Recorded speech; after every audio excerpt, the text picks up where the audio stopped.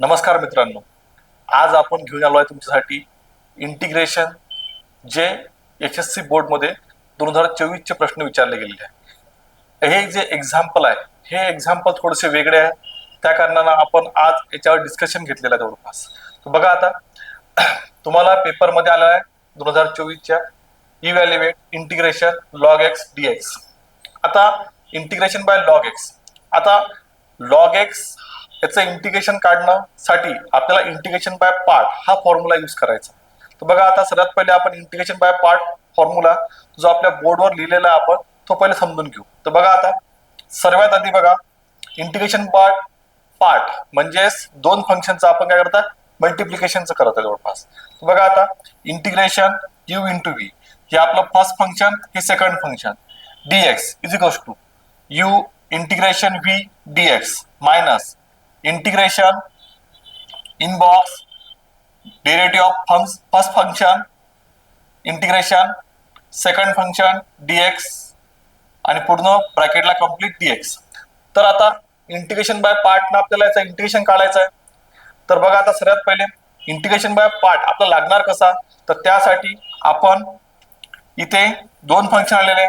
तर आता first function आणि सेकंड फंक्शन कशाला घ्यायसाठी घेऊ आपण, त्यासाठी आपल्याकडे एक रूल आहे.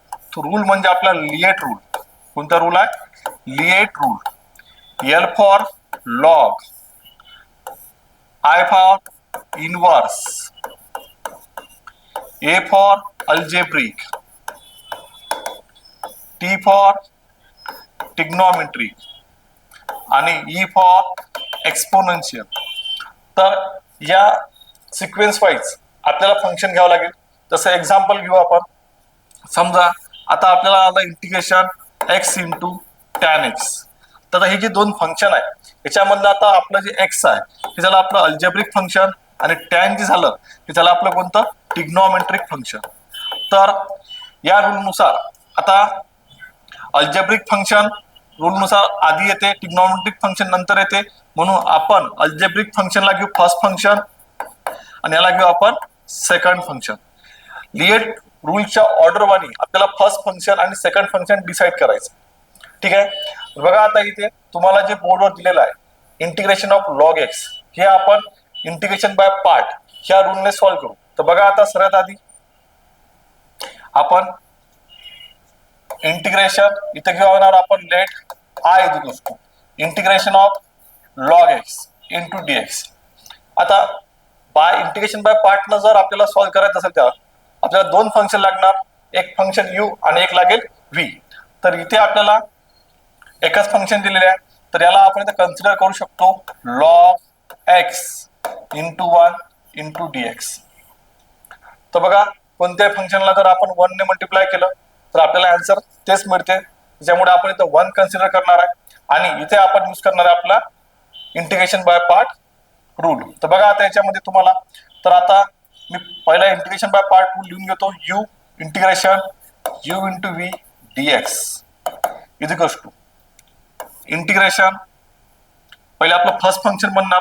यामध्ये फर्स्ट फंक्शन कोणतं बनणार आपलं, तर बघा तर आपण लिएट रूल नुसार जर आपण गेलो तर फर्स्ट फंक्शन आपलं लॉग आहे, लॉगॅरिथमिक फंक्शन आपलं u बनणार आणि जे आपलं सेकंड फंक्शन बनणार हा जो आपण वन घेतला हे आपलं सेकंड फंक्शन बनणार.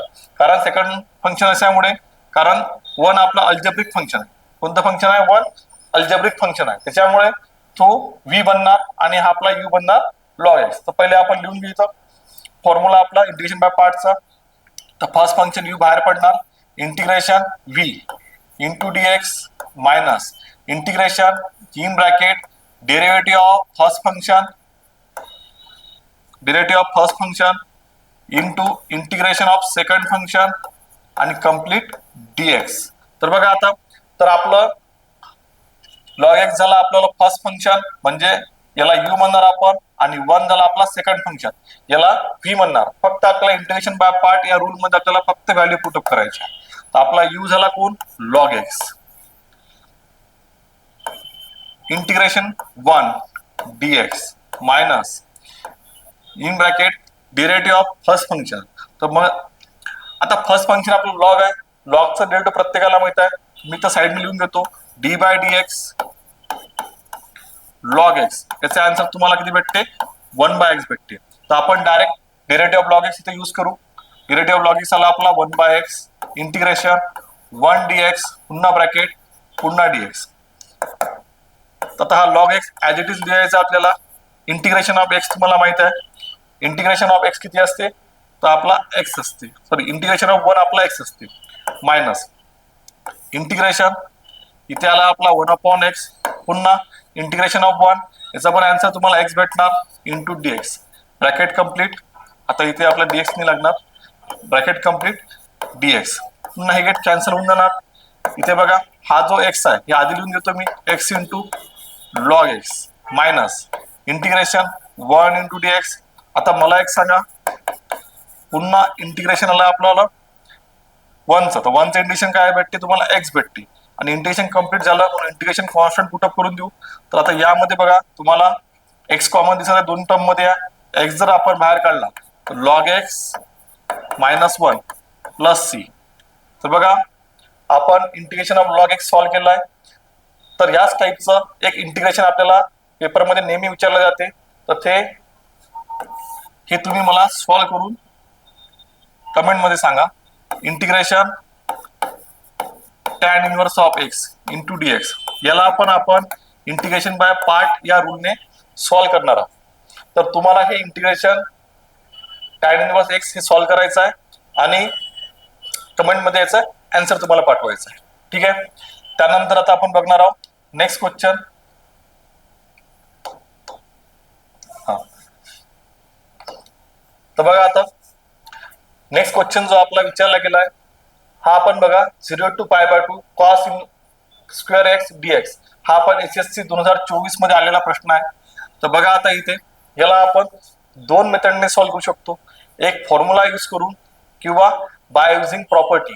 दोन्ही मेथडने तुम्ही याला सॉल्व्ह करू शकता. तर मला असं वाटते आपण याला बाय युझिंग प्रॉपर्टी जर तुम्ही सॉल्व्ह केलं तर फार इझी पडणार.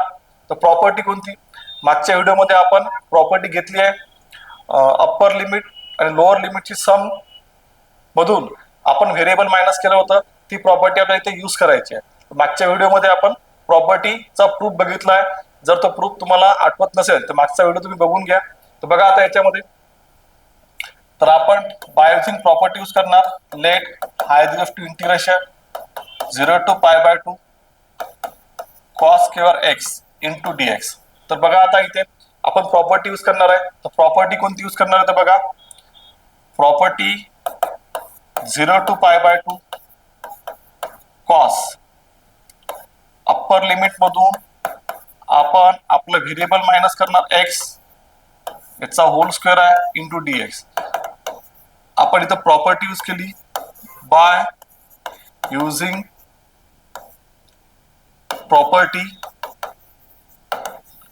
प्रॉपर्टी बघा प्रॉपर्टी आपली integration a to b f of x into dx is equals to a to b f of, आता अप्पर लिमिट आणि लोअर लिमिटचे आपण ऍडिशन करणार b plus a minus x into dx. ह्या प्रॉपर्टीचा proof आपण मागच्या व्हिडिओमध्ये घेतलेला आहे. तर इम्पॉर्टंट प्रूफ आहे, 2025 मध्ये याचा प्रूफ विचारला गेला आहे. तर तुम्ही हा प्रूफ नक्की करून जा. त्यानंतर ही प्रॉपर्टी आपण यूज केली आहे. आता इथं लोअर लिमिट 0 होतं, त्यामुळे नुसतं व्हेरिएबल आपण अप्पर लिमिट मायनस केलं. तर आता तुम्हाला माहित आहे कॉस π/2 मायनस एक्स, याला लिहू शकतो आपण साइन एक्स आणि याचा बनला होल स्क्वेअर. आता एक काम करू, याला म्हणून आपण इक्वेशन नंबर 1 आणि याला म्हणून आपण इक्वेशन नंबर 2. दोघांचे आपण ऍडिशन करून देऊ. Add equation 1 and 2. तर बघा इथे जर आपण ऍडिशन केली, ही जी LHS आहे i प्लस आय इथे होऊन जाणार i प्लस आय, आणि इकडे तुम्हाला भेटणार 0 to π/2 cos square x plus 0 to π/2 sin square x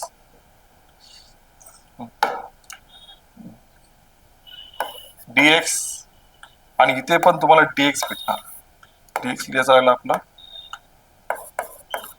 cos square x dx. तर बघा आता याच्यामध्ये आपलं लिमिट कॉन्स्टंट आहे, सारखं आहे, त्याला आपण कॉमन घेऊ शकतो 0 to π/2. हा भेटला तुम्हाला cos square x plus sine square x. आणि इकडे बघा i प्लस आय कितीला तुमचा 2 आहे. तर बघा आता इथे थोडस इथे लिहितो मी. तर यामध्ये काय झालं बघा, साइन स्क्वेअर एक्स आणि तर आपला dx लिहित राहिला. आता dx आपण कॉमन घेतला. हा, sine square x plus cos square x याची प्रॉपर्टी तुम्हाला माहित आहे, ट्रिग्नोमेट्रिक आयडेंटिटी. याचा आन्सर तुम्हाला काय भेटते, 1 भेटते. तर मी डायरेक्ट इथे लिहितो twice I is equals to 0 to π/2 into याचा आन्सर 1 भेटला इंटू dx. आणि तुम्हाला इंटिग्रेशन माहित आहे 1चं इंटिग्रेशन आपलं x असते. तर बघा ट्वाइस आय इज गोष्ट भेटलं तुम्हाला x आणि लिमिट लागली आपली 0 to π/2. आता upper limit minus lower limit करणार आपण. तर π/2 मायनस 0 येणार, तर 0 आपण घेत नाही. आणि आपला जो 2 आहे हा डिवाइडला जाणार, तर तुम्हाला इथं आयचं व्हॅल्यू आन्सर भेटणार π/4. तर अशा पद्धतीने आपण integration 0 to π/2 cos square x dx हे सॉल्व्ह केलं बाय युझिंग प्रॉपर्टीमुळे आपल्याला इझी होते एक्झाम्पल. तर हे तुम्ही बघून घ्या. अशा टाईपचे एक्झाम्पल तुमच्या पेपरमध्ये दिसणार आहे. तुम्हाला प्रिव्हियस इयर क्वेश्चन पेपरची सिरीज तुम्ही बघा आणि त्यानुसार तुम्ही अभ्यास करा. त्यानंतर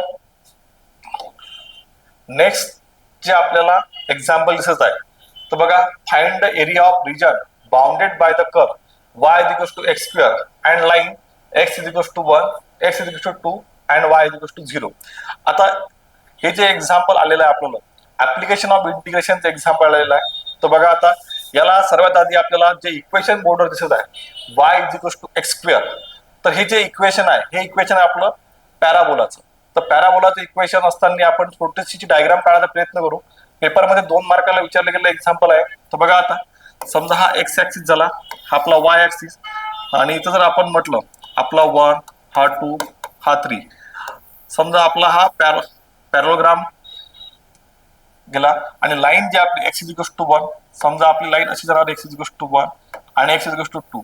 आता हा जो रिजन तुम्हाला भेटत आहे याचा आपल्याला एरिया फाइंड आउट करायचा आहे. इथे 1 आहे आणि इथं 2. आणि हा जो आता लक्षात घ्या, हा जो आपण पूर्ण एरिया घेतलेला आहे, हा पूर्ण एरिया जो आपण प्रोजेक्ट केला कशावर, एक्स ऍक्सिसवर, तर आपण लिमिट लावणार त्याला x is equals to 1, limit लावणार आपण त्याला x इज इक्वल्स टू 1 टू x इज इक्वल्स टू 2. तर बघा आता याला आपण एक्झाम्पलच्या फॉर्म मध्ये घेऊ. Area is equals to integration limit use करणार आपण, कारण की आपण एरिया जो प्रोजेक्ट केला तो एक्स ऍक्सिसवर प्रोजेक्ट केला आहे, त्याच्यामुळे आपण लिमिट घेणार एक्सच्या याच्यावर. तर x is equals to 1, x is equals to 2 limit घेणार आपण, अप्पर लिमिट आणि लोअर लिमिट. आणि आपलं जे एक्झाम्पल आहे y इंटू dx. तर बघा आता इथे आपण व्हॅल्यू पुट करणार आहे आपण कशाची, y ची. तर y ची व्हॅल्यू आपल्याकडे किती आहे, x स्क्वेअर आहे इंटू dx. तर इंटिग्रेशन याचा तुम्हाला माहित आहे a इज इक्वल्स टू, याचं इंटिग्रेशन असणार आहे x क्यूब अपॉन 3 आणि याला लिमिट लागली 1 to 2.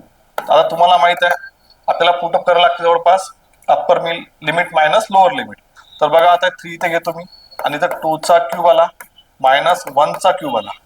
तर याच्यामध्ये बघा आता a इज इक्वल्स टू 2 चा क्यूब तुमचा 8 बसणार आणि 1 चा क्यूब 1 अपॉन 3 आणि फायनल आन्सर तुम्हाला भेटणार 7/3 स्क्वेअर युनिट. एरिया असल्यामुळे आपल्याला युनिट लावणं आवश्यक आहे. तर बघा मित्रांनो, खूप इझी असा क्वेश्चन होता ऍप्लिकेशन ऑफ इंटिग्रेशनचा.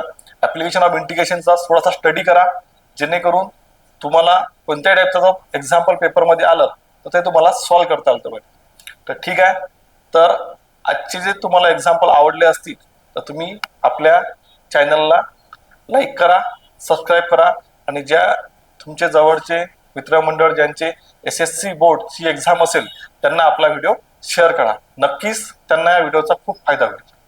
धन्यवाद.